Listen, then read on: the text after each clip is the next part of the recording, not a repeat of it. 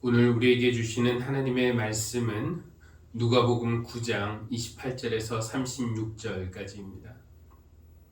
이 말씀을 하신 뒤에 여드레쯤 되어서 예수께서는 베드로와 요한과 야고보를 데리고 기도하러 산에 올라가셨다. 예수께서 기도하고 계시는데 그 얼굴 모습이 변하고 그 옷이 눈부시게 휘어지고 빛이 났다. 그런데 갑자기 두 사람이 나타나 예수와 더불어 말을 하고 있었다. 그들은 모세와 엘리야였다. 그들은 영광에 쌓여 나타나서 예수께서 예루살렘에서 이루실 일, 곧 그의 떠나가심에 대하여 말하고 있었다. 베드로와 그 일행은 잠을 이기지 못해서 졸다가 깨어나서 예수의 영광을 보고 또 그와 함께 서 있는 그 두 사람을 보았다. 그 두 사람이 예수에게서 막 떠나가려고 할 때에 베드로가 예수께 말하였다. 선생님, 우리가 여기서 지내는 것이 좋겠습니다. 우리가 초막 셋을 지어서 하나는 선생님을, 하나는 모세를, 하나에는 엘리야를 모시겠습니다. 베드로는 자기가 무슨 말을 하는지도 모르고 그렇게 말하였다. 그가 이렇게 말하고 있는데 구름이 일어나서 그 세 사람을 휩쌌다. 그들이 구름 속으로 들어가니 제자들은 두려움에 사로잡혔다. 그리고 구름 속에서 소리가 났다. 이는 내 아들이요 내가 택한 자다. 너희는 그의 말을 들어라. 그 소리가 끝났을 때에 예수만이 거기에 계셨다. 제자들은 입을 다물고 그들이 본 것을 얼마 동안 아무에게도 알리지 않았다. 아멘. 찾아오려는 따뜻함과 물러가기 싫은 추위가 기싸움을 하고 있는 계절. 겨울의 끝이자 봄의 시작입니다. 주 초에는 꽤 추웠는데 주말이 되면서 날이 많이 풀렸습니다. 이 자연계에만 봄이 찾아올 것이 아니라 우리 각자의 마음에도 또 우리의 가정과 직장에도 우리 교회와 우리나라에도 그리고 제가 잠시 살았던 루마니아와 국경을 접하고 있는 우크라이나에도 전쟁이 그치고 따뜻하고 평화로운 봄이 어서 오기를 기도합니다. 오늘은 교회 달력으로는 주연절기의 마지막 주일이고 이번 수요일부터 사순절이 시작됩니다. 부활절을 기다리는 40일 동안 우리 영혼이 봄을 맞아서 새롭게 살아날 수 있도록 우리가 경건과 절제 그리고 나눔의 삶을 살아갈 수 있으면 좋겠습니다. 내일 모레가 3.1절이기도 합니다. 1919년, 100년이 조금 넘었네요. 3월 1일 만세운동. 어떤 자료를 살펴보니까 1919년에 학살된 우리 동포가 6,659명, 부상자가 16,365명, 투옥된 사람이 52,770명이었다고 합니다. 이것은 일본이 발표한 일방적인 수치라고 하니까 실제로는 훨씬 더 희생자가 많았겠죠. 예전에 화성에 있는 제암리교회, 지금은 제암감리교회가 되었던데 제암감리교회 다녀온 적이 있었습니다. 일제의 감시 속에서 만세운동이 간헐적으로 이어지던 1919년 4월의 어느 날 일본은 제암리 동네 사람들 20명 정도를 교회에 모이라고 했습니다. 그들이 안에 모이자 일본은 문을 걸어 잠갔고 불을 질렀어요. 대부분의 사람들은 불에 타 죽었고 빠져나오려는 사람들은 일본군의 총에 맞아 죽었습니다. 이런 일들 생각하면은 정말 일본에 대한 그 분노와 증오가 생깁니다. 일본이 밉고 싫습니다. 그런데 이 종교학자인 오강남 박사는 이 독립선언서 전문을 살피면서 이런 말을 합니다. 만세운동이 결코 미우민이 증오니 하는 감정의 문제가 아니었다라고 말을 해요. 일본이 미우니까 그들을 때려잡자는 운동이 절대 아니었다라는 것입니다. 이 운동은 어디까지나 뭐라고 쓰냐면은 인류 평등의 정의, 양심에 입각한 인도적 정신, 동포애, 그리고 더 나아가서 인류애를 지향하는 차원 높은 비폭력 운동이었다라고 평가를 합니다. 무슨 말이냐? 일본은 침략국이니까 망하기를 바라고 우리만 잘 살고 싶은 그런 배타적 민족주의에서 발생한 운동이 아니라 일본의 그 침략주의로 야기된 불합리한 상태를 바르게 잡아옴으로써 우리 한국 사람도 또 일본 사람도 더 나아가서 전 인류가 바르게 살 수 있는 길을 열겠다는 운동이 바로 3.1 운동의 정신이었다는 거예요. 이 강자가 약자를 억누르는 그런 부자연스러운 관계가 청산되어야 모두가, 침략자도 또 억압당하는 사람들도 인간답게 살 수 있다는 것을 믿고 우리 조상들은 죽을 각오를 하고 이 운동에 참여했다는 것입니다. 3.1절이 되면은 사회에서는 물론이고요, 교회에서도 3.1절을 기념하는 예배 혹은 행사를 합니다. 왜 3.1절을 기념하는 행사를 하는가? 우리 기독교인들이 이 3.1절 운동에 중추적인 역할을 했기 때문인데요. 대부분 교회에서 주관하는 행사나 예배에서는 이 민족 대표 33명 중에 우리 기독교인들이 16명이었다라는 사실을 강조하더라고요. 감리교에서는 그 16명 중에 8명이 반이 감리교인이었다라는 사실도 빼놓지 않고 언급합니다. 그만큼 한국교회가 우리나라를 위해서 기여한 바가 많고 그것을 자랑하고 싶은 마음이겠죠. 당시 전체 인구의 1.5%에 불과했던 기독교인들이 3.1 운동에서 3.1 그 만세운동에서 중추적인 역할을 한 것은 분명히 한국교회의 자랑입니다. 왜 기독교인들은 이런 운동에 적극적으로 참여했을까요? 어떤 분은 그것을 우리가 성경을 읽는 사람들이기 때문이다라고 그렇게 설명을 합니다. 성경을 읽고 그 성경을 통해서 만나고 알게 되고 믿게 된 하나님이 어떤 분인가? 억압당하는 사람들 편에 서서 그들의 자유와 인류의 평등을 꿈꾸시면서 그것을 이루시기 위해서 일하시는 분이라는 것을 알았기 때문이라는 거예요.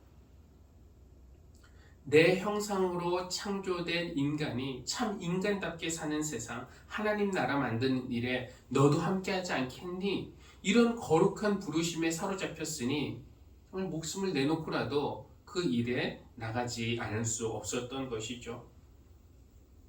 그런데 과연 오늘날 한국교회가 민족 대표 33명 중에 우리 기독교인들이 16이었다는 과거를 자랑할 만큼 그 정신 지금도 소유하고 있는지 스스로 묻지 않을 수 없습니다.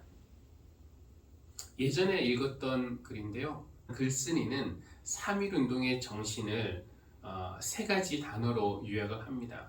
정의, 인도, 동포애 이렇게 요약을 하는데요. 정의라는 것은 다른 게 아니죠. 가장 단순하게 표현하면은 사람이 사람답게 살 수 있는 사회가 정의로운 사회입니다. 그러니까 힘이 없다고 해서 착취당하지 않고, 돈이 없다고 해서 억울한 일 당하지 않고, 소수라고 해서 차별받거나 무시당하지 않는 것이 정의입니다. 인도, 사람으로서 지켜야 할 도리죠. 그러니까 모든 인간 안에 절대적인 가치와 존엄이 있다는 걸 인정하고 그렇게 존엄한 인간으로 대하는 것이 인도적인 것, 인간의 도리입니다. 그리고 세 번째가 동포애 혹은 인류애라는 것인데요. 그리고 고통당하는 자가 서로 남남이 아니라 형제 자매라는 것. 국적을 초월해서 서로가 서로에게 속한 존재고 연결된 존재이기 때문에 서로에 대해서 긍휼한 마음, 사랑하는 마음을 갖는 것이 인류애입니다. 정의, 인도, 인류애 정신은 히브리인들을 이집트에서 구원하신 하나님에게서도 그대로 발견할 수가 있습니다. 불의를 참지 못하시고 억압당하고 착취당하며 인간 이하의 취급을 받았던 그 히브리 민족을 구원하신 하나님은 분명히 정의의 하나님이십니다. 가장 낮은 계층에 있는 종이라고 해서 무시하지 않으시고 오히려 그들을 당신의 가장 귀한 소유로 여겨서 당신의 백성 삼으신 하나님은 인간의 가치와 존엄을 소중히 여기시는 인도적인 그런 분이시고요. 또 인류 모두를 사랑하시고 구원하시는 분이십니다. 출애굽의 하나님에게서 발견하는 그 정신과 3일 만세 운동의 정의 인도 동포의 정신이 일맥상통하는 것입니다. 그러니 하나님을 믿는 사람들이 만세 운동에 참여하지 않을 수 없었던 것이죠. 그런데 과연 오늘날 교회는 이런 정신으로 무장되어 있고 정의로운 사회, 인도적인 정신과 인류애가 실현되는 사회를 이루기 위해서 목숨을 다하고 있는가? 아니, 목숨을 다하진 않아도 정말 적극적으로 발벗고 나서고 있는가? 누가 묻는다면은 입을 쉽게 열기가 어렵습니다.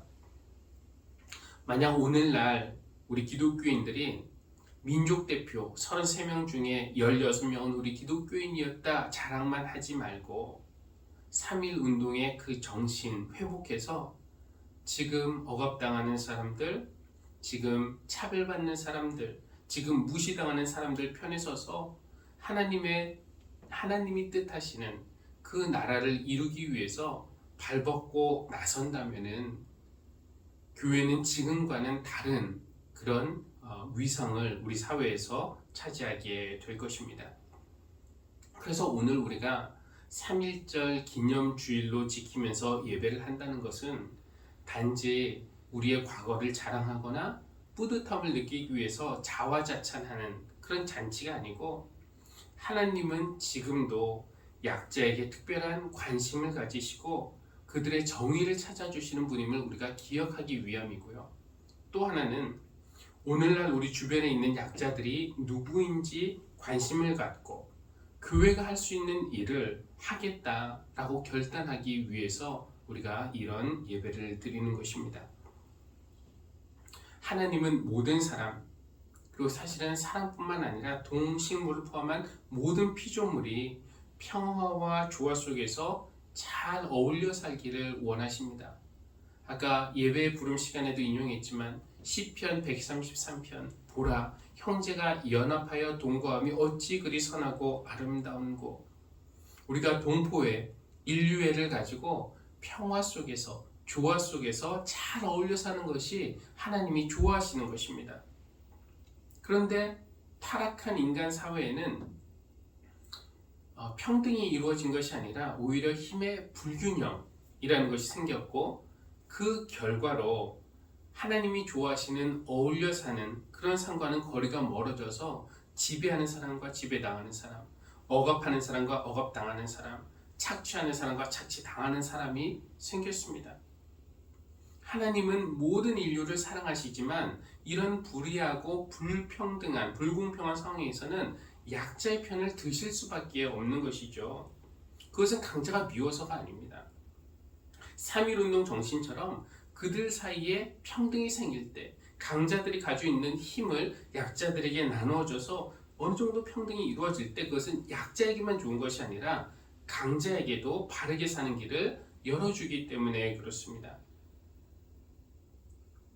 그런데 어떻게 힘을 독점한 사람에게서 그 힘을 가져와서 다시 모두가 평등한 그런 나라를 이룰 수 있겠습니까? 젊은이들이 손에 태극기 들고 거리에 나와서 만세를 외친다고 칼과 총으로 무장한 일본 군인들에게 그것이 위협이나 되겠습니까? 이 달걀로 바위를 부셔하는 상황에서 우리는 무력감을 느낄 수밖에 없어요. 그 승산이 있겠는가? 아까운 목숨만 허비하는 거 아니겠는가? 몸을 던지면 깨지고 또 던지면 또 깨지고 깨져서 다른 사람 던지면 또 깨지고. 이것을 생각하면 하나님이 이집트에 내린 10가지 재앙 가운데 오늘 우리가 출애굽기 8장에서 읽었죠. 두 번째 재앙인 개구리 재앙이 떠오릅니다. 오늘 우리가 읽은 것처럼 개구리가 사방에서 튀어나와 이집트 왕궁의 부엌과 침실과 옷장 뿐만 아니라 모든 집에 그렇게 기어들어갔어요. 근데 한번 생각해 보십시오. 한낱 미물인 개구리가 바로의 군대와 싸워서 이기겠습니까? 그것들이 견고한 바로의 노예체제를 무너뜨릴 수 있겠습니까? 개구리는 사람들에게 불편을 줄 수는 있지만 사람을 죽여서 이길 수는 없어요. 그런데 놀라운 것은 무엇이냐면은 그 땅 어딘가는 있었지만 없는 것이나 마찬가지였던 그 미물들이 하나하나씩 나타날 때, 따로따로 나타날 때는 아무 힘이 없었지만 일제히 다 같이 모습을 드러내자 이 바로의 체제가 위협을 받을 정도로 큰 타격을 받았다라는 것입니다. 그렇습니다. 3.1운동 역시 미물과 같은 취급을 받던 국민이 집에 숨어 있지 않고 다 같이 거리로 나와서 한 목소리로 대한독립 만세를 불렀을 때, 그렇다고 해서 당장 독립이 이루어진 것은 아니지만 일본의 체제가 흔들렸다는 점에서 개구리의 습격과 닮았습니다. 우리 하나님은 군대를 가지고 뜻을 이루시는 분이 아니라 진실하며 용감한 기독교인 한 명 한 명 한 명을 모아서 비폭력으로 그 일을 이루시는 분이십니다. 바로가 처음에 개구리를 우습게 여긴 것처럼 사탄도 우리를 별 볼 일 없는 미물로 취급할지 모르겠어요. 개구리 한 마리 혹은 두 마리, 10마리 이런 것으로는 바로의 체제에 아무런 위협이 되지 않지만 함께 힘을 모아 일제히 일어날 때는 바로의 체제를 흔들 수 있었습니다. 개구리와 같은 우리가 안전한 우물에 숨어 있지 않고 일제히 손을 잡고 다 함께 나온다는 것은 어떤 의미일까요? 우리가 개인적인 차원의 신앙에 머무르지 않고 하나님 나라를 위해서 다 함께 손잡고 일어날 때 이 개구리들이 바로의 체제를 흔들었듯이 우리도 사탄의 체제를 흔들 수 있다는 것입니다. 3.1 만세운동이 3월 1일 겨울에서 봄으로 가는 길목에서 일어났다는 사실이 의미 있게 느껴집니다. 왜냐하면 겨울이 아무리 추워도 봄을 이기는 겨울은 없기 때문입니다. 얼어붙은 땅은 마치 거대한 솥뚜껑처럼 땅 속에 있는 생명의 씨앗이 못 올라오도록 이렇게 억누르고 있는 것 같지만, 그러나 봄이 되면 그 작은 씨앗에서 출발한 정말 연약한 줄기가 그 딱딱한 땅을 뚫고 올라오는 것 보면은 정말 장엄하지 않습니까? 이 씨앗 하나도 어떻게 보면 별 볼 일 없는 것이지만 그것들이 일제히 땅에서 올라오면은 세상을 푸르게 만들기에 충분합니다. 봄을 이기는 겨울은 없고 마찬가지로 빛을 이기는 어둠도 없습니다. 우리 기독교인들에게는 또 다른 진리도 적용되는데, 어떤 고난도 죽음조차 부활을 이길 수 없습니다. 하나님의 생명을 이길 수는 없어요. 이런 진리가 오늘 우리가 읽은 누가복음 본문 이야기로 이어지는데요. 오늘 3.1절 기념하는 주일이기도 하지만 주연절기의 마지막 주일로 주님의 변화하신 모습을 기념하는 날이기도 합니다. 십자가를 향한 순환의 시간에 들어가기 전에 우리 주님은 한 가지 중요한 일을 하시는데요. 제자들 중 베드로, 야고보, 요한을 데리고 높은 산에 올라가셨고 그들이 보는 앞에서 변화하셨는데, 보니까 그냥 세상 사람, 우리가 알고 있던 세상 사람이 아니라 영광스러운 신의 모습으로 변화하신 것입니다. 29절, 예수께서 기도하고 계시는데 그 얼굴 모습이 변하고 그 옷이 눈부시게 휘어지고 빛이 났다. 당신이 제자들과 똑같은 그냥 사람이 아니라, 물론 사람이기도 하지만 신적 존재라는 것을 그들 앞에서 드러내 보이신 것입니다. 예수님이 왜 이런 일을 하셨을까요? 그것은 순환의 길을 걷고 십자가의 현실을 맞이하기 전에 제자들에게 예수님이 진짜로 누구신지, 또 미래의 영광과 승리의 모습이 어떤 것인지 살짝 미리 보여주심으로써 이 제자들에게 그 어려움을, 고난을 이겨낼 수 있는 용기와 힘을 주시려는 것이었습니다. 사순절의 시작과 함께 이제 우리 주님은 고난과 죽음의 길을 걸으실 것이고 제자들도 그 뒤를 따라야 하지만 십자가가 끝이 아니라 골고다 언덕 너머에 승리의 영광이 기다리고 있음을 보여주신 것이에요. 말씀드리고 싶은 것은 그 영광에 다다르기 위해서는 순환의 시간, 십자가의 언덕을 넘어야만 한다는 겁니다. 순환 없이 영광은 있을 수 없다라는 것입니다. 영광에 도달하기 위해서는 순환의 시간을 통과해야 합니다. 봄에 이르기 위해서는 겨울의 시간을 통과해야 하는 것도 마찬가지고요.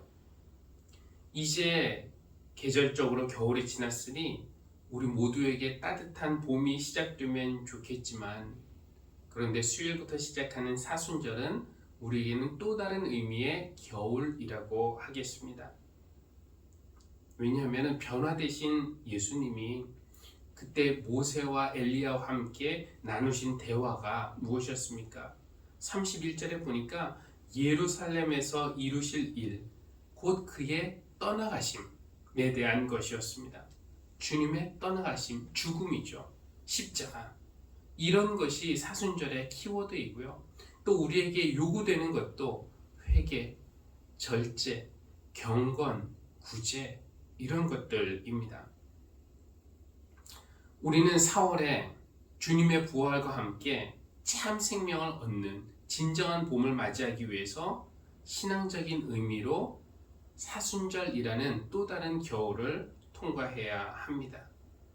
십자가 순환 없이 부활의 영광 있을 수 없고, 3월 1일 만세운동의 희생 없이 독립과 주권이 있을 수 없었듯이 기도 없이 교회가 다시 살아나는 일도 없습니다. 예수님이 변화되실 때 그냥 가만히 있다 변화되신 것이 아니라 기도하고 계실 때 변화되지 않았습니까? 그래서 이번 사순절 기간에 우리가 기도에 더 집중할 수 있는 그런 절기를 보내면 좋겠습니다. 자연계의 봄은 시간이 가면 저절로 찾아오지만 우리 인생의 봄 혹은 교회의 봄은 기도가 찾아준다고 믿습니다. 예수님이 순환의 시간에 들어가신 이유, 그리고 십자가를 지신 이유는 우리를 살리시기 위해서였습니다. 우리를 살리시기 위해서 그 고난의 길 걸어가시는 주님을 홀로 걷게 하지 않겠습니다 라는 그런 마음으로 우리가 기도, 특별히 새벽 기도회에 참여할 수 있기를 바랍니다. 개구리 떼가 한 마리가 아니라 수십 수백만 마리가 일제히 일어났을 때 바로의 체제가 흔들렸듯이, 또 1919년 3월 1일 몇몇 사람이 거리에 나간 것이 아니라 우리 민족이 다 함께 태극기 들고 일제히 거리로 나와서 대한독립 만세를 외쳤을 때 일본의 체제가 흔들렸듯이, 우리 한 사람 한 사람이 따로따로 기도하는 것이 아니라 함께 마음을 모아서 기도할 때 하나님의 백성으로 살지 못하게 방해하는 사탄의 세력이 무너질 줄로 믿습니다. 사순절 특별 새벽 기도회라는 이름을 굳이 붙이지는 않겠지만, 하나님이 우리를 새롭게 해주시리라는 꿈을 우리가 함께 꾸고 또 서로 격려하면서 매일 새벽 하나님의 은혜와 또 도우심을 구하는 우리가 되면 좋겠습니다. 하나님께서 우리에게 은혜를 베푸셔서 우리 마음과 우리 가정과 직장과 우리 교회와 우리 나라 그리고 온 세상에 생명이 피어나고 평화가 넘치는 그런 진정한 봄이 오게 해주시기를 주님의 이름으로 기원합니다. 기도하겠습니다. 하나님, 우리는 지금 봄이 시작되면 좋겠다고 생각하지만 이제 사순절이라는 또 다른 의미의 겨울이 시작됩니다. 추운 날씨가 문제가 아니라 코로나의 확산, 정치적인 혼란과 국민의 분열, 전쟁에 대한 불안, 전쟁에 따른 경제적인 피해와 인명 피해, 이런 것들이 우리 세상을 더 추운 겨울로 만들고 있습니다. 그러나 우리 기독교인들이 각자의 개인적인 신앙, 우물 속에 숨어 있지 않고 이집트의 개구리 떼처럼 또 3.1절 태극기를 들고 나와 대한독립 만세를 외쳤던 조상들처럼 모두 함께 마음을 모아 기도하며 또 손을 잡고 평화를 위해 일할 때 우리 세상에도 진정한 봄이 찾아올 줄로 믿습니다. 그런 소망으로 이 예물을 하나님께 올려드립니다. 모든 것을 주시는 분이 하나님이심을 고백하며 드리는 11조, 모든 일에 감사라는 뜻에 따라 드리는 감사 헌금, 하나님의 백성임을 고백하며 드리는 주일 헌금, 그리고 땅끝까지 복음을 전하라는 명령에 순종하여 드리는 선교 헌금, 하나님께서 기쁘게 받아주시고 드리는 성도들 위해 하나님의 큰 격려와 복을 베풀어 주시기를 기도합니다. 예수님의 이름으로 기도합니다. 아멘.